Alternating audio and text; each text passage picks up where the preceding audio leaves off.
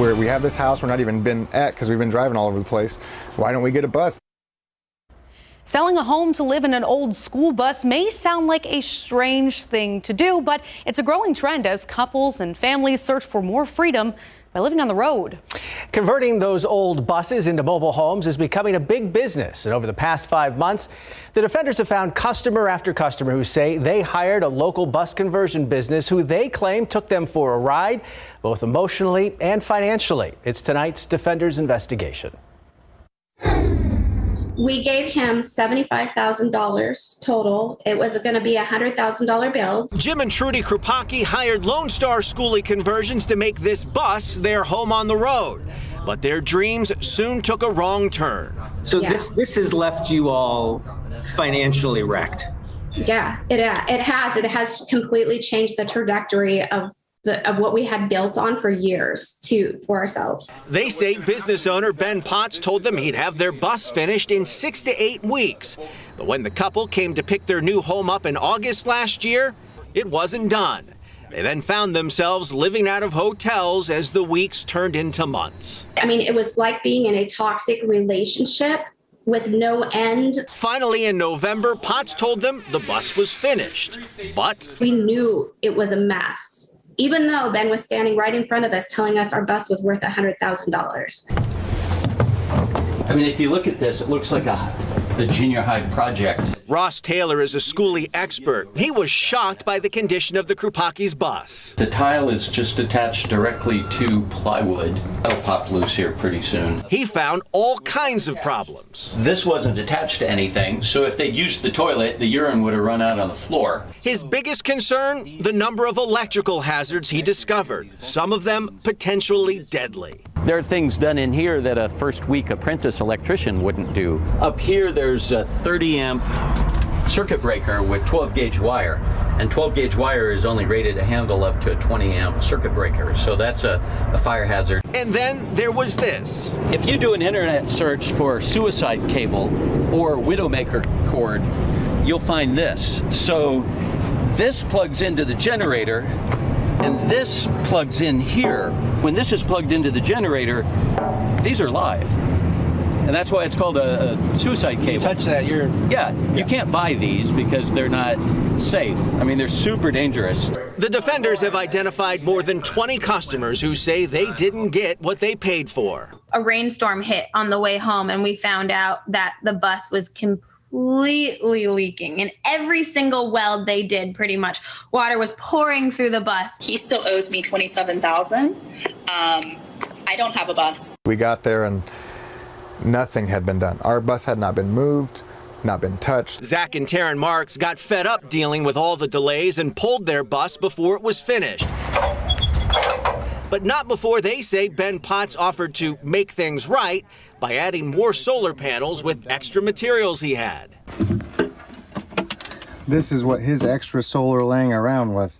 All different wires, different ages, not the gauge they're supposed to be for that circuit running through them. They say they're now out $15,000 and will need to pay even more to fix the damage Lone Star Schoolie caused. So right now you're at Lone Star Schoolie headquarters. Okay. And here is where all the magic comes through. Ben Potts invited me to his warehouse to see how he operates. So what happens is we actually cut the entire bus front to back, and we raise it anywhere from about 10 to 22 inches. But when we questioned him about his many angry customers, the answers didn't come easily. I'm sorry, one more time. The buses that we've seen have been described as death traps, fire hazards, accidents waiting to happen. If there was anything like that, we'd be on it, and we'd love to fix that. He blamed most of the problems on a former contractor. And I started contracting out a couple of builds because we started getting very busy. And we noticed that every single one that he touched are the ones that are upset. He also blamed his customers, saying they're out to get him. So you feel that these people are damaging your business? They've destroyed my company. Potts did eventually take some responsibility, admitting he took on more customers than he could handle, which resulted in the subpar work.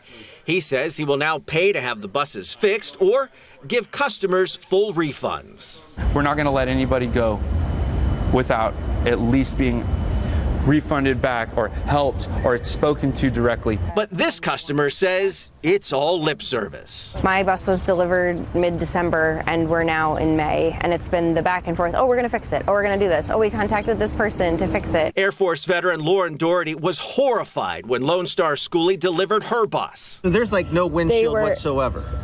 No, it's completely cracked.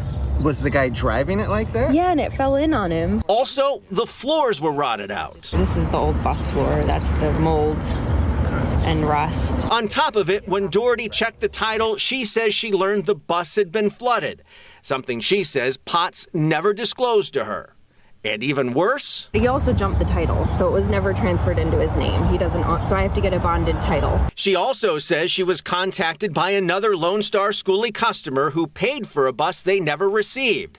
That customer had the exact same title as Doherty. And so they went that whole time not knowing that their bus was sold out from under them. So we asked Potts about it. That particular client I can't talk about due to litigation and due to actual police reports. But he says he's paying that customer back. So the bus refund was given, and then we're actually still on a plan with them refunding the rest of the bill as well too. So you're paying them back as you speak? Yes, sir. In no way would we, that's stealing. I filled out the small, Doherty came to San Antonio 2 weeks ago and filed a lawsuit in small claims court. You know, if I can do something about it to make sure that somebody else isn't hurt, whether or not I get my money back is minuscule in the larger scheme of things. She was joined by Joe Baker, an Army veteran who's suing Potts for taking $15,000 but not doing any work on his veteran outreach bus. He has a court date on June 7th. This is criminal. He is taking people's money and not providing a service, or just blatantly just ripping people off. So we got some water coming through here. We got some cooking that can take place. Actually, Potts has not been charged with any crime. Despite all the troubles he's facing, Potts is still converting buses, and he says doing it even better. And he's now hoping to win back customers. We're gonna get their money back to them. We're gonna take care of them. We're not gonna leave nobody high and dry. But his former customers say they don't believe a thing he says. What I would love for him is to be honest. But I just don't think it'll happen. I just don't think he's capable. That contractor Potts blames says he's not responsible for any of the messed up buses. He says he only supplied laborers who worked at Potts's warehouse under Potts' direction. Several customers say they're now stuck with unlivable buses they don't even feel comfortable selling because of all the electrical hazards. On the legal front, Potts has already lost one customer lawsuit to the tune of $26,000, and he has paid that judgment.